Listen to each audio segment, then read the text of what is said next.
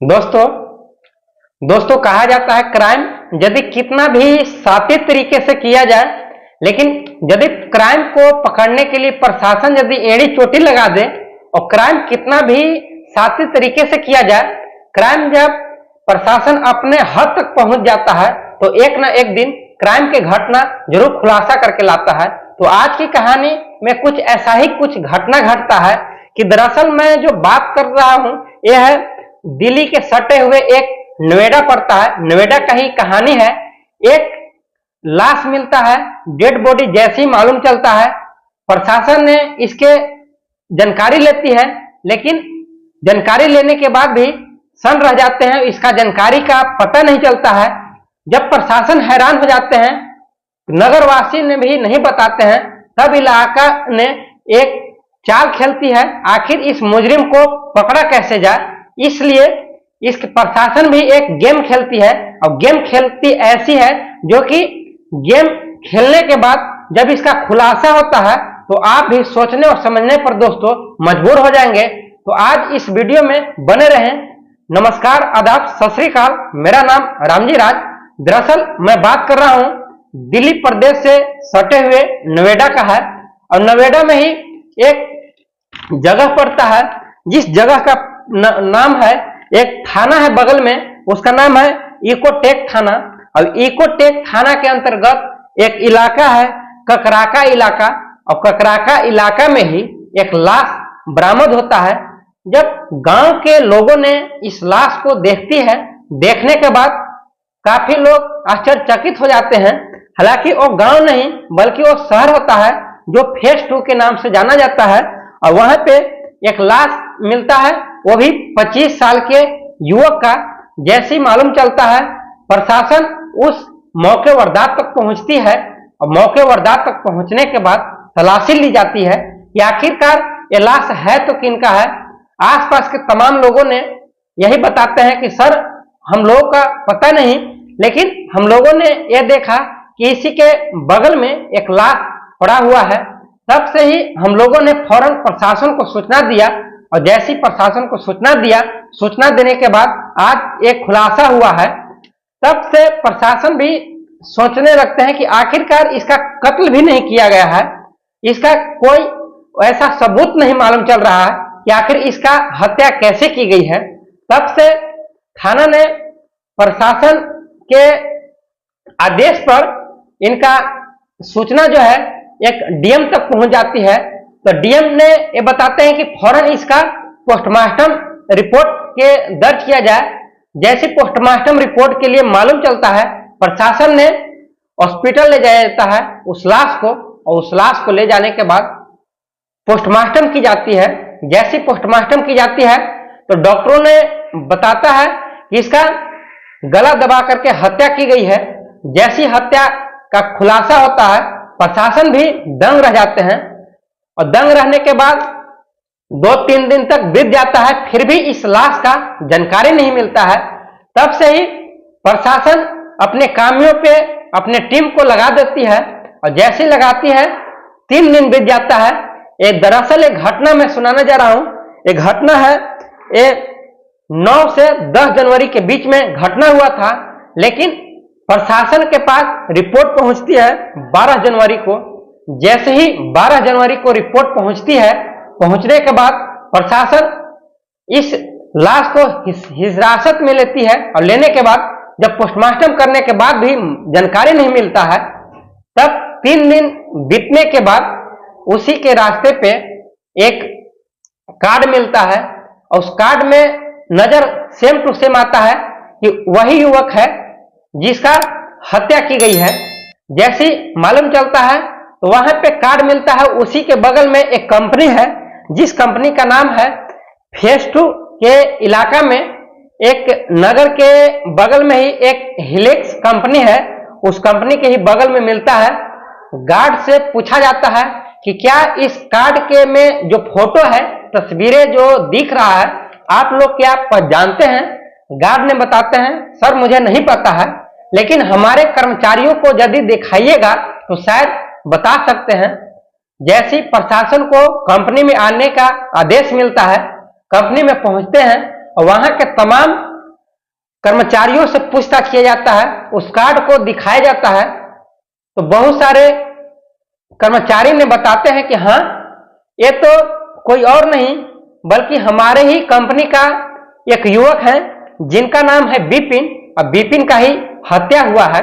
हालांकि इसका मर्डर किसने किया इसका पता नहीं। प्रशासन ने पूछताछ करती है कि क्या इतना दिन हो गया लेकिन आप लोगों ने जानकारी नहीं दी कि हत्या किसने किया, तो बताते हैं कंपनी वाले ने कि सर हम लोगों को क्या पता, 3-4 दिन से कंपनी में विपिन आ नहीं रहा था, लेकिन इसलिए हम लोगों ने भी इसका छानबीन नहीं किया, बल्कि ये देखा कि शायद किसी तबीयत डाउन होने की वजह से चला गया होगा या घर गए होंगे, जिस वजह से इस कंपनी ने भी ज्यादा जानकारी नहीं ली।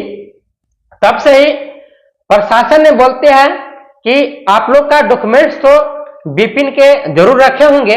जैसी मालूम चलता है कि हाँ, विपिन का आधार कार्ड तो हमारे पास बरामद है। जैसी आधार कार्ड को 2 कॉपी को दिखाया जाता है प्रशासन को, प्रशासन अपने एक रेशियो निकालती है, और जैसे ही निकालती है, निकालने के बाद मालूम चलता है कि ये जो लड़का है विपिन, ये और कहीं का नहीं बल्कि इसी उत्तर प्रदेश का अलीगढ़ एक पड़ता है जगह, उस अलीगढ़ का ही है। अलीगढ़ के पास प्रशासन पहुंचती है अपने टीम को साथ लेकर के, तो मालूम चलता है तो उसके घर पे एक विपिन का ही एक भाई है जिनका नाम है कौशिंद्र। कौशिंद्र उस टाइम घर पे ही रहता है, और कौशिंद्र से पूछा जाता है कि ऐसे ऐसे काम हुआ है, क्या आपका भाई किसी से जलील हरकतें किया था, एक ऐसी किसी के साथ अवैध संबंध बनाए थे, क्या आपके दुश्मनी पहले से रह रहा था?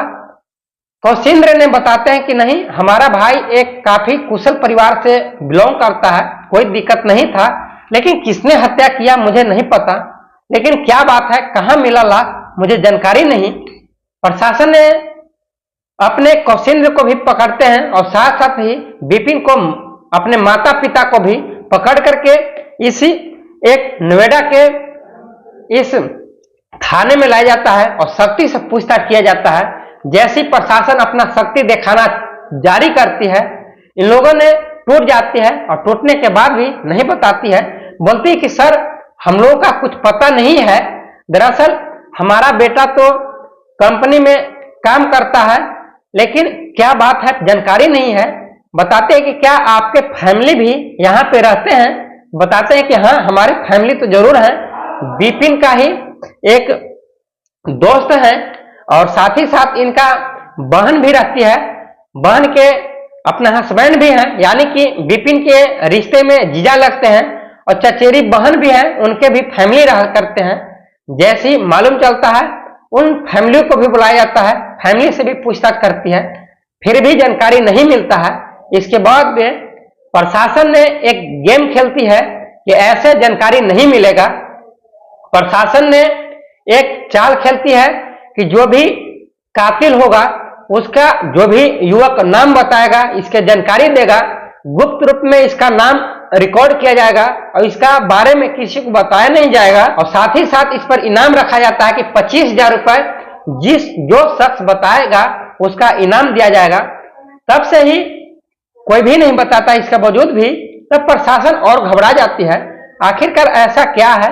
प्रशासन ने पूछती है कि 3-4 दिन हो गए, लेकिन आपके नहीं तो बहन खोजने आया, नहीं विपिन के जीजा, आखिर क्या बात है? प्रशासन के बीच में उनके फैमिली वाले ने बताते हैं कि दरअसल विपिन जो है वो किसी दूसरे शहर में गया था और इससे पहले वैकेंसी आई थी यूपी पुलिस का, उसी की तैयारी करने। उन्होंने ये बताया था कि यहाँ पर नेटवर्क का प्रॉब्लम चल रहा है, इसलिए मैं सिम को बदलने जा रहा हूँ। वहां पे एक वोडाफोन सिम मिलता था फ्री में, उस सिम को लेने के बाद 2-4 दिन सिम काम नहीं करेगा, कॉल नहीं आएगी, इसके बाद मैं कॉल जरूर करूंगा, इसलिए हम लोगों ने सोचा कि शायद सिम ले रखा है, इसलिए कॉल नहीं आया है। 2-4 दिन के बाद कॉल आया, लेकिन क्या बात है नहीं मालूम। फिर भी प्रशासन हैरान हो जाती है। तब से ही जगह जगह पर अखबारें में छपने लगता है, आखिर जो भी कातिल होगा इसके बारे में यदि जानकारी है तो प्रशासन को जरूर सूचना की जाए। तब से ही प्रशासन के बीच में आते हुए दो लड़के ने बताते हैं कि दरअसल विपिन का ज्यादा जानकारी तो नहीं है, लेकिन इतना जानकारी है कि एक बगल में एक साइबर ऑफिस है, वहां पे जाकर पैसे का लेन देन बराबर करते हैं। और साथ ही साथ उनके दोस्त भी, जैसे ही प्रशासन को मालूम चलता है, प्रशासन ने दौड़ते हुए उस इलाके में आती है और इलाका में आने के बाद वहां से पूछताछ करती है। उसके बैकग्राउंड को भी चेक किया जाता है।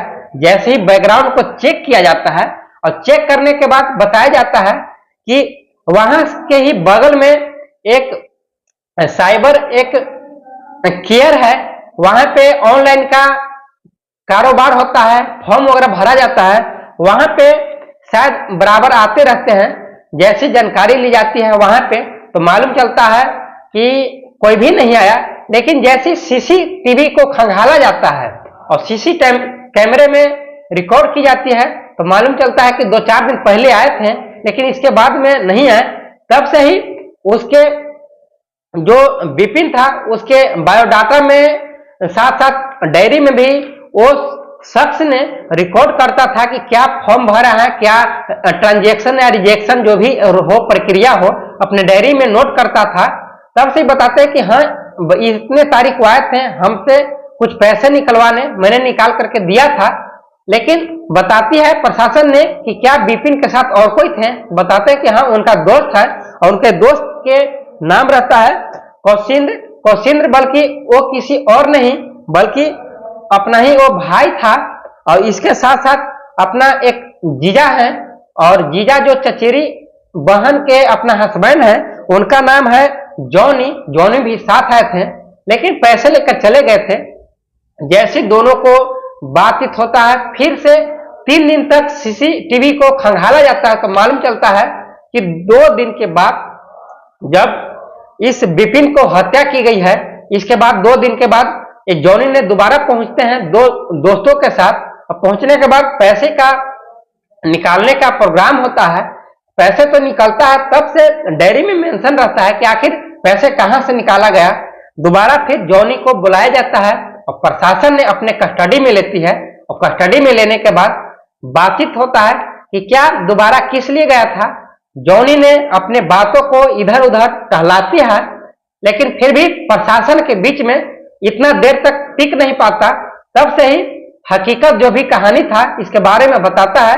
इससे पहले प्रशासन ने सख्ती से पेश इसलिए आता है कि विपिन की हत्या तो 9 से 10 तारीख के बीच में ही हुआ था, लेकिन 12 जनवरी को विपिन के ही अकाउंट से पैसे कैसे निकाला जा सकता है। इस बात की जानकारी जब जॉनी से पूछताछ करती है तो जॉनी ने आखिरकार टूटने के बाद बताता है कि सर बात यह है, दरअसल हमारी जो पत्नी है, हमारी पत्नी के साथ जो विपिन है वो अवैध संबंध कब से ही रिलेशन, ये आपत्ति संबंध, एक ऐसी अनैतिक रिश्ते को तार-तार कर दिया था। हम लोगों ने, हमारे फैमिली ने विपिन को लाख समझाने की कोशिश किया था, फिर भी विपिन मानने को तैयार नहीं था, जिस वजह से मुझे गुस्सा आया। हमारे आसपास के तमाम लोगों ने, दोस्तों ने और हन्ने दिया करते थे कि एक अपना ही जो अपने आपके जो बीबी का जो भाई है वो प्रॉपर आते हैं जब आप डिप्टी चले जाते हैं। जैसी जानकारी मिलता है ये गुस्से होने लगता है। तब से ही विपिन को जॉनी ने समझाता है कि आप घर पे उतना मत आया करो, वरना इसका अंजाम जो है काफी बुरा हो सकता है। जैसी जानकारी मिलता है फिर भी उस जॉनी के पत्नी और साथ ही साथ उसका भाई जो विपिन है दोनों मानते नहीं है। तब से ही जॉनी को थोड़ा बहुत यानी कि 80% डाउट होने लगता है कि कुछ ना कुछ दाल में काला जरूर है, जिस वजह से एक सीसी कैमरे को बगल में लगा देता है और लगाने के बाद डिप्टी चला जाता है। जैसी डिप्टी से आता है, आने के बाद सीसीटीवी को खंगालता है तो हो ना हो जो बाहर के दोस्तों ने और हना देते थे वो हकीकत खुलासा पूरी के पूरी तरीके से उसका जो पत्ते हैं वो देख लेता है। और देखने के बाद जैसी खुलासा होता है और खुलासा होने के बाद यूपी पुलिस भी हैरान हो जाते हैं, साथ ही साथ नोएडा के प्रशासन भी हैरान होने के बाद सारे रिकॉर्ड को जब प्रशासन के बीच में जॉनी ने बताता है, तब फिर जॉनी ने और साथ ही साथ अपने दोस्त भी रहते हैं, जिस दोस्त का नाम रहता है, एक चचेरा भाई है जॉनी, और इसका एक दोस्त रहता है जिसका नाम है एक रिवोल्टर और श्यामवीर के नाम से जाना जाता है। दोनों ने मिल जाते हैं। श्यामवीर मानने को तैयार नहीं रहता है, बोलता है कि इस काम में मैं दाखिल नहीं दूंगा। तब से ही बताता है कि यदि दोगे, हालांकि विपिन के अकाउंट में काफी पैसे हैं, और यदि इसको मर्डर कर देते हो तो जो भी इसका अकाउंट में सारा पैसे हैं हम लोगों ने हड़प लेंगे, और इसका जो भी बार कोड है, इसका पिन कोड है, पूरी तरीके से हमारे पास है, इसलिए पैसे को सारे पैसे निकाल लेंगे। तब से ही पैसे के लोभ में आकर के ये जो श्यामवीर है वो आ जाता है, और आने के बाद दोनों ने इस एक बगल में एक पार्क होता है, उस पार्क के बगल में एक करारा पुस्तक का एक भंडार है, वहां पर ले जाया जाता है। इस विपिन ने बहुत हंसी खुशी के साथ तो पहुंचता है, लेकिन बातें करते करते उन दोनों के बीच में एक चाय बनाते हैं कप, और चाय बनवा करके बगल के दुकान से पिलाते हैं, और उसमें कुछ नशीली दवाएं भी ऐड हो जाता है, जिस वजह से विपिन को गहरी घात लगता है, ऐसी कि वो काफी चक्कर आने लगता है। जैसी चक्कर आता है वहीं पे गिर जाता है। उसको दोनों ने मिल करके वहां से अपने उस पुस्तक भंडार में ले जाता है, वहां से गला दबाकर दोनों ने हत्या कर देते हैं। और हत्या करने के बाद मोबाइल को लेकर के विपिन को और उसके सारे जो भी पैसे रहते हैं जाते हैं एक साइबर कैंप के पास, वहां पर जाकर के पैसे को निकालते हैं। वहां पे 8400 रुपए निकलता है, जिसमें से 4200 दोनों आपस में बांटते हैं, और सारे पैसे रहते हैं। लेकिन वहां पे साइबर वाले ने बताते हैं कि आज नहीं निकलेगा, 2 दिन के बाद निकलेगा, धीरे धीरे और निकालने के चार्जेस रचते ही हैं। तब से ही इसका खुलासा हो जाता है, और जैसे ही खुलासा होता है, खुलासा होने के बाद प्रशासन भी हैरान हो जाते हैं। दरअसल अभी दोनों को अपने कस्टडी में लेकर के थाना ने 302 धारा लगा करके एक अपराधी के रूप में, एक मर्डर केस के रूप में इनका जेल का हवाले कर दिया है। और दोस्तों, आप लोग का क्या राय है कि ऐसे जो क्राइम दिन प्रतिदिन बढ़ता जा रहा है, ऐसे जो सेक्सुअल मामला हो या फिर कुछ और मामला हो, या फिर कुछ अनैतिक संबंध से हो, या फिर साइबर क्राइम के माध्यम से हो, या फिर किसी को हड़पने के जाल से हो, ऐसे दिन प्रतिदिन इंडिया में बढ़ता जा रहा है। ऐसे आप लोग का क्या राय है? ऐसे सरकार के निगरानी कैसे कंट्रोल किया जा सके? आप लोग का क्या राय है? कमेंट बॉक्स में जरूर बताएं। और साथ ही साथ दोस्तों, इस कहानी को सुनाने का उद्देश्य आप लोग का दिल दुखाना नहीं है, बल्कि सचेत करना है, सावधान करना है कि आप लोग सावधान रहें, जागरूक रहें।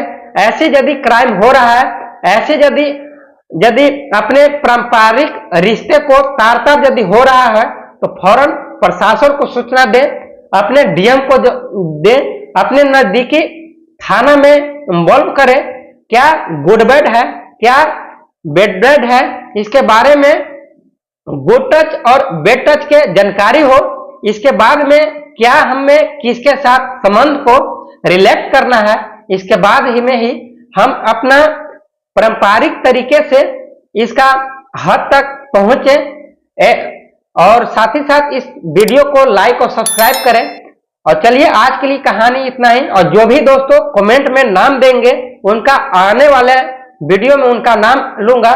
साथ ही साथ एक अगले पीछे के श्यामवीर का नाम था, एक दिनेश लाल का, उन्होंने बताया कि हमारा जन्मदिन है, उनका जन्मदिन का ढेर सारा बधाइयां, शुभकामनाएं। चलिए, आज के लिए इतना ही। जय हिंद दोस्तों, थैंक यू।